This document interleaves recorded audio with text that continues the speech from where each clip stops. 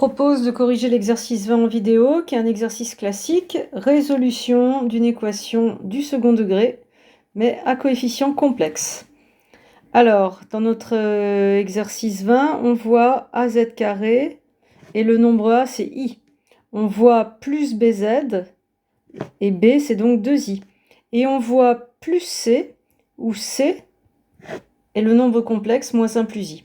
On va donc calculer le discriminant B carré moins 4AC. Et donc on récupère du moins 4 avec le 2i au carré. Ici, i carré moins 1, moins par moins plus 4, et là, plus 4i. Donc un discriminant qui est un nombre complexe, et évidemment, il n'a pas de signe.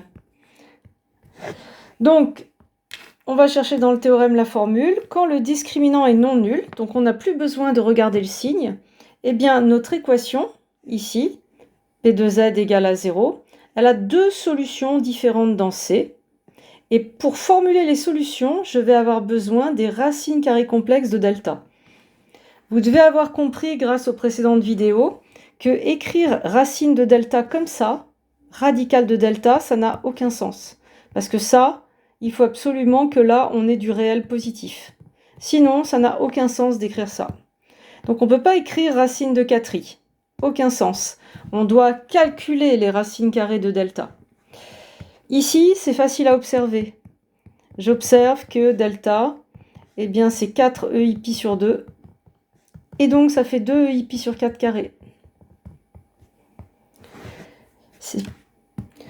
Je vais donc pouvoir baptiser les deux racines carrées complexes du discriminant. Je vais prendre les notations du théorème, petit delta 1, petit delta 2.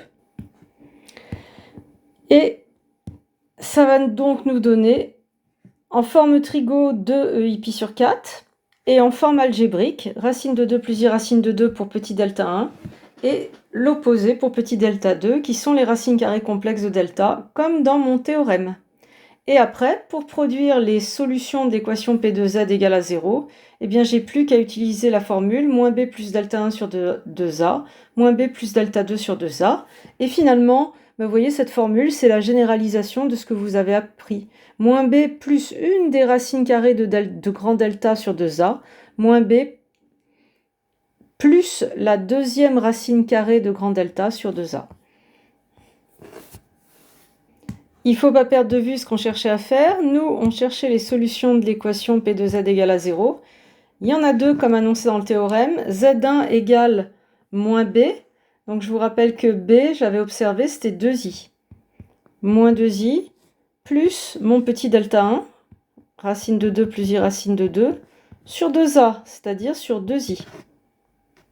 Et Z2, ça va être moins B, plus la deuxième racine carrée complexe, donc moins racine de 2 moins i racine de 2 sur 2i. On laisse pas ça comme ça en général, vous voyez c'est moche, ce i au dénominateur. Donc sachant que 1 sur i c'est moins i, eh bien on trouve finalement que Z1 c'est moins 2i plus racine de 2 plus i racine de 2 multiplié par moins i sur 2. Vous voyez, là j'ai fait comme si c'était fois 1 sur i et j'ai gardé mon 2. Et donc on range un petit peu tout ça pour avoir une forme algébrique. Et donc quand on fait le calcul et qu'on range partie réelle, partie imaginaire, on va trouver ça. Ici, moins 2i fois moins i, moins par moins plus, mais i carré va redonner du signe moins, d'où le moins 2. Là, i carré moins 1, avec le moins qui est là, plus racine de 2, etc. Et on fait pareil pour z. Si bien qu'on va trouver z2 égale moins 2 moins racine de 2 plus racine de 2i sur 2. Voilà pour la méthode des équations de degré 2 à coefficient complexe. À bientôt.